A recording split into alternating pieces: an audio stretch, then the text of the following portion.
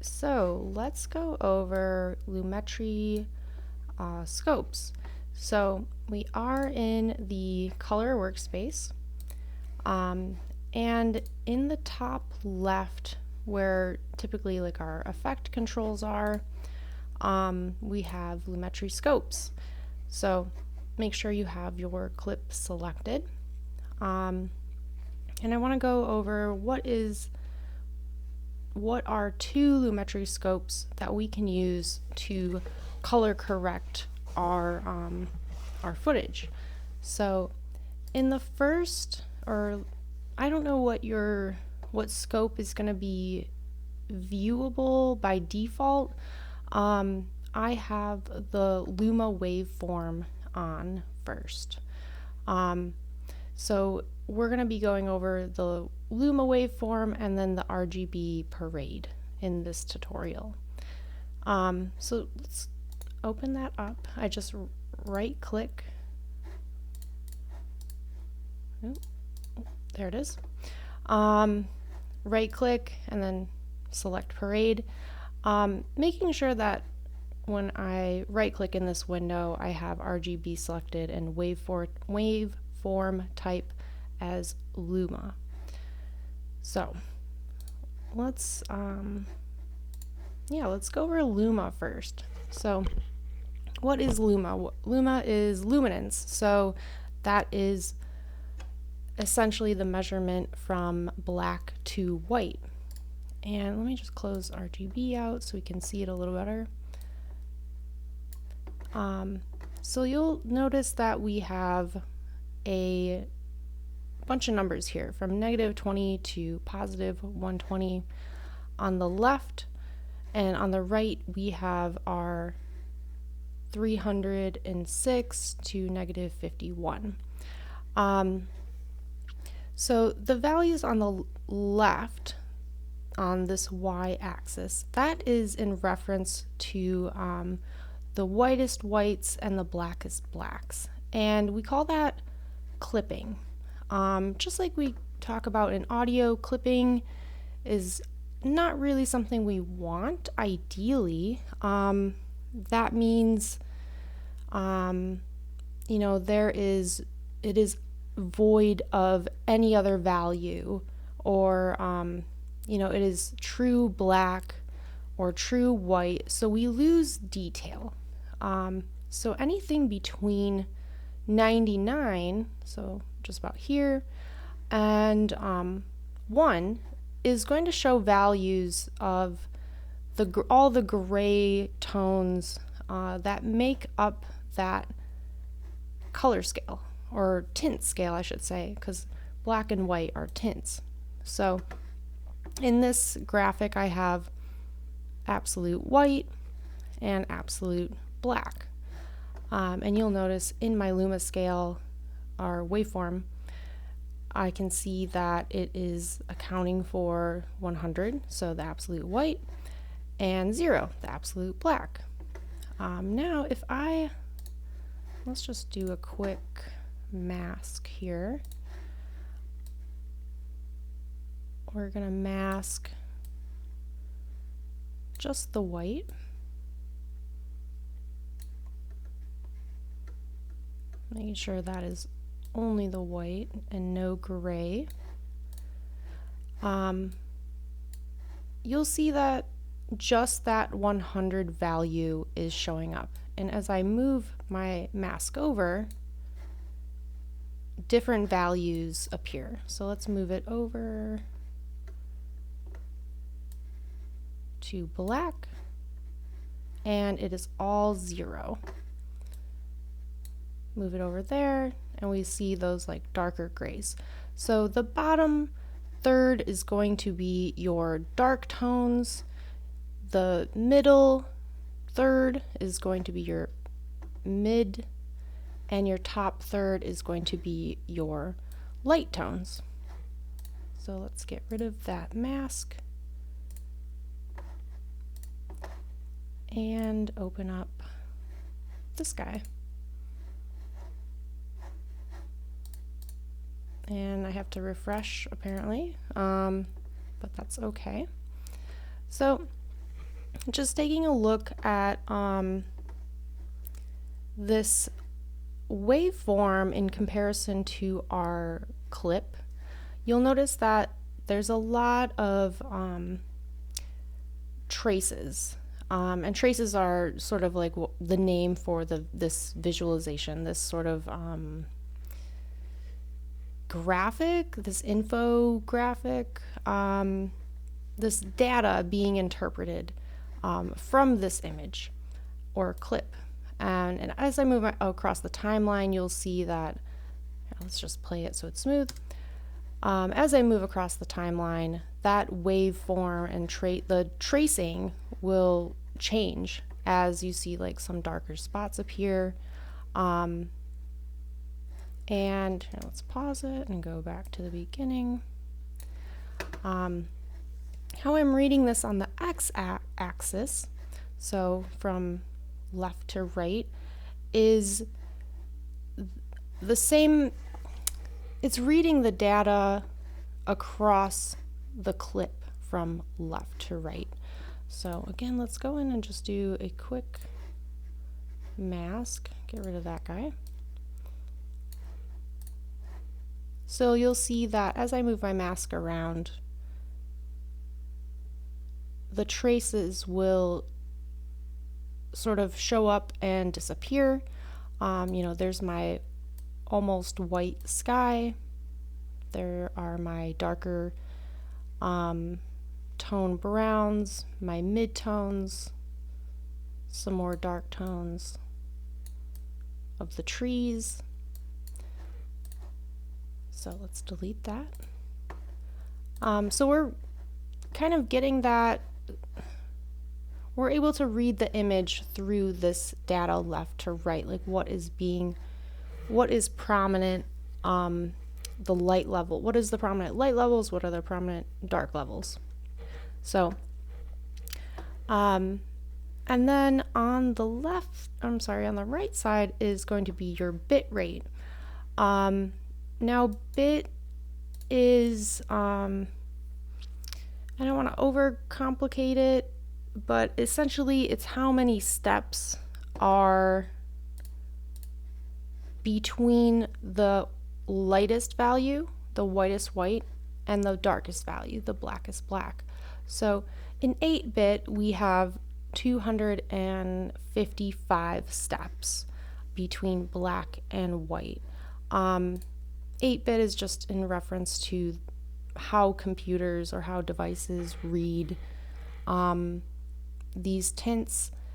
If you think of like old school video games and how they were kind of limited on the color choices that they could display, because they didn't have computers that could sort of read that complex binary code. 10-bit, gosh, it's like, I feel like it's over 1,000 steps, but I'm not 100% sure. So essentially the difference between 8-bit and 10-bit is going to be your range between the lightest and the darkest. So you're going to get more detail with 10-bit. 8-bit is perfectly fine for what we're doing. Now, why do we need to read this? Why do we care? The Luma waveform is a great way to balance your luminance, your lightness, your darkness, your exposure across multiple clips. It's a great way to show off more detail that perhaps your camera did not pick up. And ideally, and there's no hard rule, of course, what your goals are may be different from someone else, but ideally you want to activate as much of the range, the trace levels throughout the waveform. That way we're showing a difference between, let me just zoom in here, I mean, this isn't a bad clip. This is actually probably a better example that I've already edited. Oops, wrong one. For example, this clip, we lose a lot of that high detail, and you see in my Luma waveform, it's all kind of congested. It's not the worst. It is highly saturated though. It feels a little bit artificial, and I wouldn't say it's true to the eye, although, you know, maybe to someone else's eye it is. But the goal is to, and I'm just going to show you with the correction, bring out that dynamic Luma range. So we're activating more of the space in this waveform. And we're not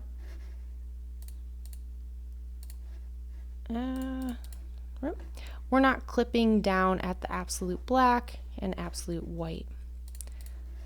So let's turn that off.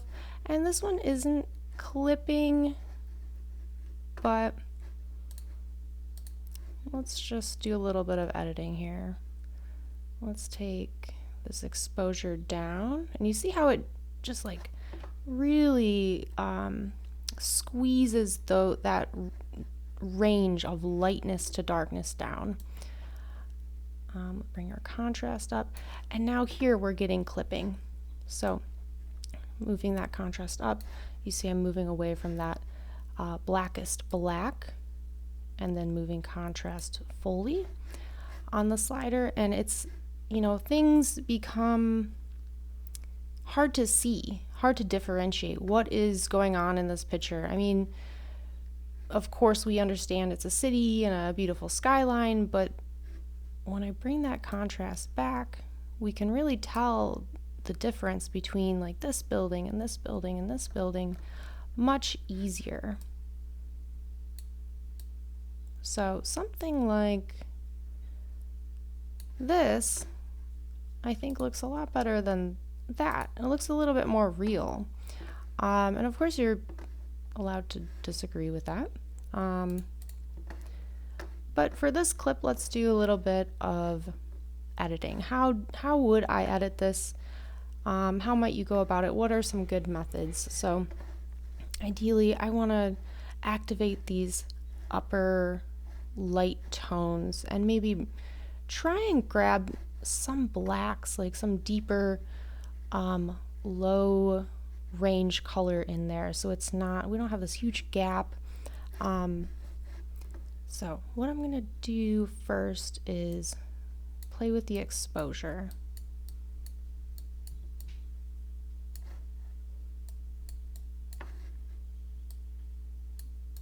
And I'm not sure why it's not doing it live while I do it with the slider, but am I select? Oh, I don't even have it selected. Dumb. Okay. Okay, my bad. So I'm just going to play with the exposure a little bit. I don't want to go up and clip that white. Obviously that's going to wash everything out and we're going to lose detail. So let's keep it ideally between 7 and 99-ish. That's going to vary obviously between your clips and your goals for editing. So going in with a little bit, lowering my highlights, bringing down my shadows, and you see automatically this grass dirt area, we see so much detail of that pop out. And I'm like lowering that sort of threshold of the deepest colors. We don't want our whites to clip, so we want to bring our whites down just about there. And maybe bring our blacks somewhere out there.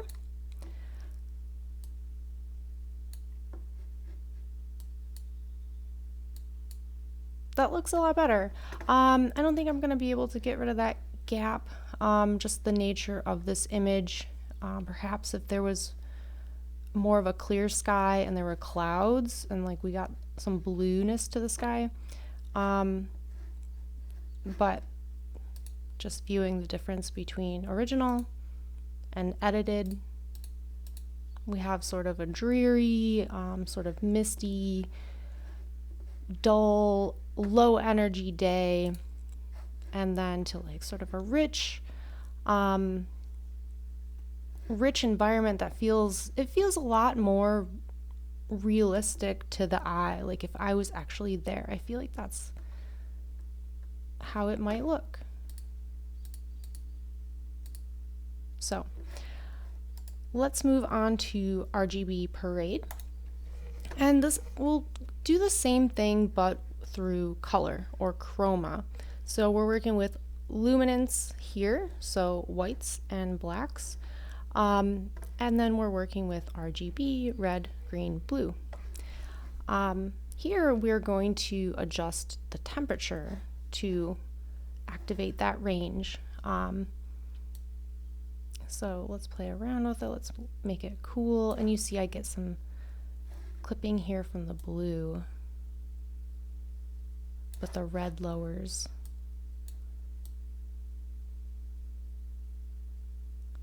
And it's not, I'm not going to say it's a hard rule, but just advice is to keep our colors from hitting that top percentage level. So clearly that doesn't look natural. Maybe bring it down there, add a little bit of warmth, and then play with the saturation.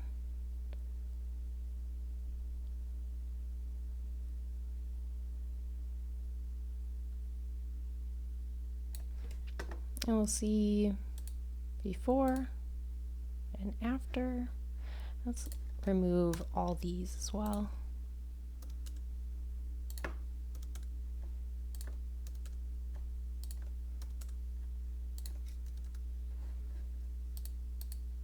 So before, definitely I feel like there's a pinky tone to this.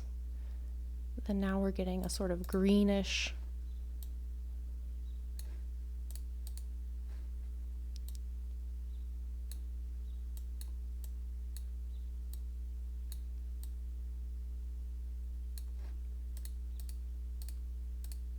So I like that.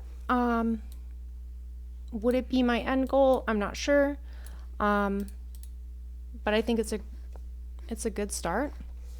And then if I put those edits back on the luminance, then I think I'd be pretty satisfied with this. So, yeah, that's just a overview of how to access the Lumetri scopes, specifically the luminance, the Luma waveform, and the RGB Parade. So awesome.